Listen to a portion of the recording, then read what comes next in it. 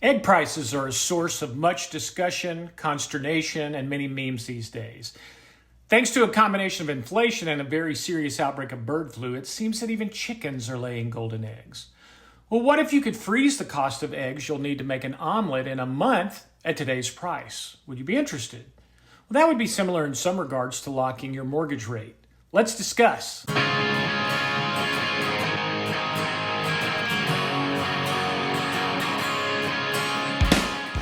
Howdy y'all, Randy Rogers, Mortgage Loan Advisor here. Today, I want to talk about locking your rate. Lenders lock interest rates to protect the buyer from mortgage market fluctuations. It's a guarantee to keep the rate at a specific point. It also helps make the process of processing the loan more efficient for the lender.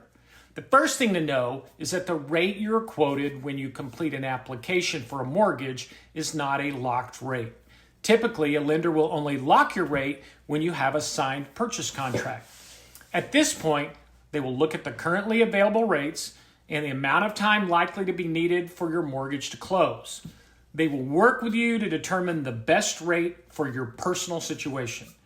Lenders will usually lock a rate for 30 days, although 45 or 60-day locks are not out of the ordinary. Longer locks tend to have additional fees attached or are at a slightly higher rate.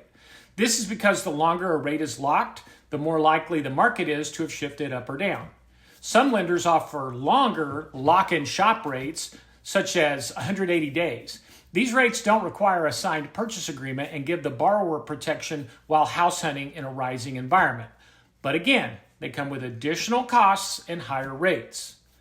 What if your loan does not close by the time the rate lock expires, maybe due to something like a slow appraisal or needed repairs? In such a case, you do have options. The two most common are simply to accept the rate at the time of the expiration or to pay a fee to extend the lock.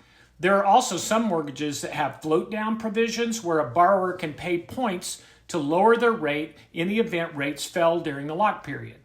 The bottom line is that you do have to lock your rate.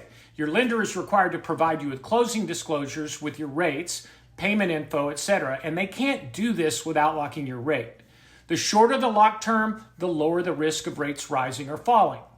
If you're in Texas and buying a home, an investment property, or interested in refinancing to help pay for more eggs or maybe even a chicken coop, I would be honored to work with you. You can reach me via my website, www.mortgagesbyrandy.com, or by phone at 830-24-HOUSE. Click that subscribe button, please, and have a blessed day.